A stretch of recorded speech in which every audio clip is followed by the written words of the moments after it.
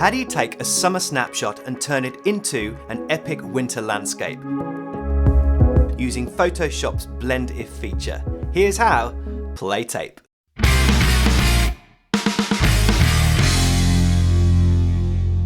So maybe you're stuck indoors at the moment and restricted from venturing into the great outdoors to get those beautiful snow scenes. Well, no problem. Today we're going to be looking at how to change entire seasons from the comfort of your own homes. So get yourselves a hot chocolate, kick back, and let's jump right in.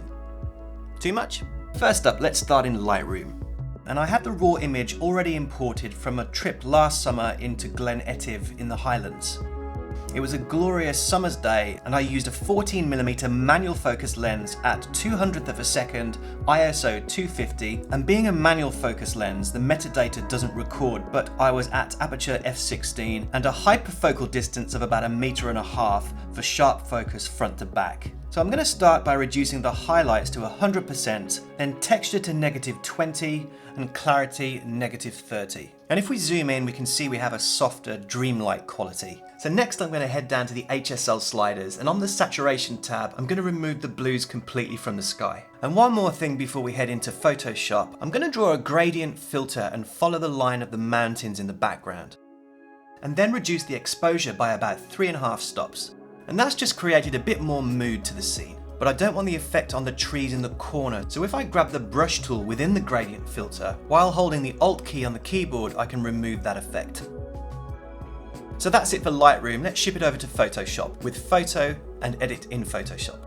The first thing we need to do is make a selection of the objects in the foreground that are covering the mountains in the background. So with the Object Selection tool and Add to Selection checked, I'll roughly draw around those objects, starting with the figure and the tree, those branches here, and it's just missed a little bit of the trunk, and finally this bigger tree as well. Now we can refine that selection with Select and Mask. Using the Refine Edge brush tool, make a few passes over the branches, and this tool is perfect for selecting stuff like tree branches and leaves and also hair as well.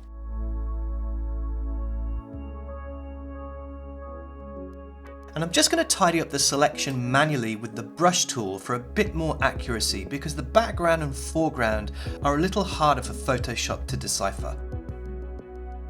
Let's get the hat here, the arm and hand. And you can take your time doing this, but for the purposes of this video, I'll speed through this section. And remember, you can take away from the selection too by holding the Alt key.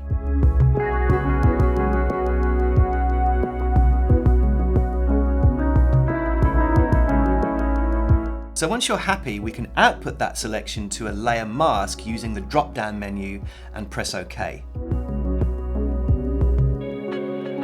Now it's time for the fun part, adding the snow, which is easier than you might think. Add a new layer underneath the mask layer, and using the brush tool set to white and hardness 0% for a soft edge, I'll just zoom out here.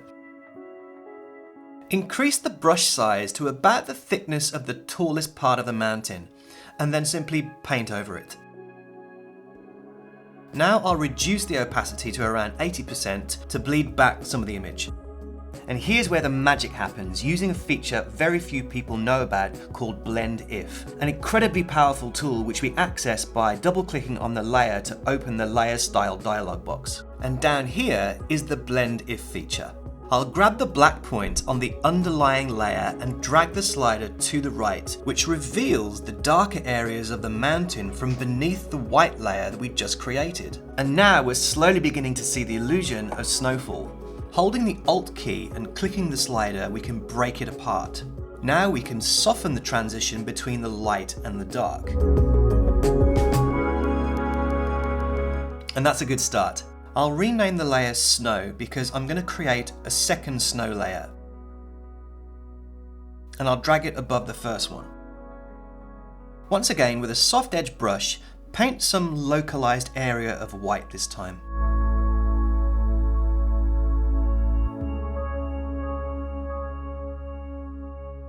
Double click on the layer to access Blend If, but this time reveal even more dark area of the mountain layer beneath. Let's break apart the slider for that graduated effect, and then click OK. Now I'm going to add a vibrance adjustment layer and remove some color to about -50. Now let's do a quick before and after to see our progress by holding the Alt key and clicking the eye of the base layer. And already this is starting to look pretty wintry. So let's pop the snow layers into a group by selecting both and then Ctrl or Command G. I'll rename the group Snow, and then I'll add a mask to the entire group. With a soft black brush, flow set to about 5%, I want to gradually remove the snow from this area which looks a little bit heavy, and also remove the white from the cloud in the sky to bring back some of that detail. Oh, and I'm just going to soften the trunk of this tree where my original mask work was a bit shoddy. So now it's time to add some ice to the water in the lock. So selecting the top layer, let's grab the quick selection tool and roughly select the water. Heading into select and mask, we can refine the selection with the brush tool. And again, take a bit more care than I am here.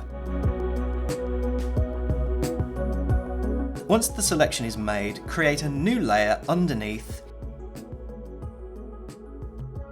and head up to Edit and Fill. I'll choose Color from the drop-down menu, and then we can pick a nice icy blue. Change the blending option to Color, and I'll reduce the opacity to 20%. Next up, I'll choose the Pen tool and create a path along the water line. Then convert that to a selection. We'll add a new layer, and with a soft white brush again, paint along that waterline. And guess what we're going to use here? Blend If. Grab that underlying layer slider and repeat the same process until it looks like a frozen lock. Now I think this looks pretty good. So let's group them together with Ctrl or Command G, and I'll rename the group Water. Now for a spot of color grading. So let's add a hue saturation adjustment layer to the top of the stack of layers, and with this color picker, I'm just going to target those yellowy greens and desaturate them. Now that's so much better. Now add a color balance adjustment layer and introduce some cyans and blues to the midtones. And I think we'll do the same with the highlights as well. So I'm pretty happy with how this is looking, much more wintry. Now I'm going to stamp down the layers with Ctrl, Alt, Shift and E. I'll rename it to Stamp and then convert it to a smart object. Now let's head up to Filter and Camera Raw Filter. Let's add a global adjustment to the temperature to add some more blues, about -5. I'll reduce the texture even further for more of that dreamlike quality, and I'll push the dehaze a touch to +5. In the Color Mixer tab, I'm going to change the hues of the blue to a cyan. And that's it for Camera Raw Filter. Finally, I'm going to perform a touch of dodge and burn to enhance the direction of light even further in this image. So I prefer to use curves for this process. So I'll drag up the curve and invert the mask with Ctrl or Command I. And I'll rename it Dodge. And get a soft edge brush set to white because white reveals, and set the flow to 5%. And I'll begin brightening the areas of my backpack and areas where the sunlight is hitting.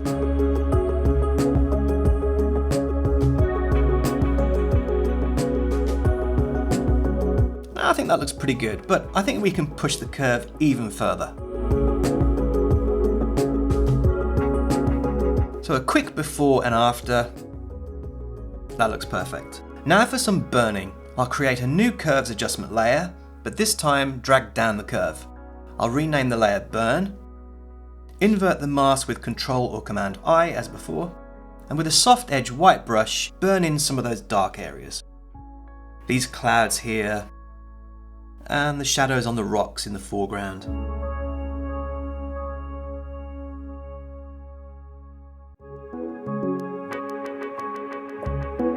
So a quick before and after.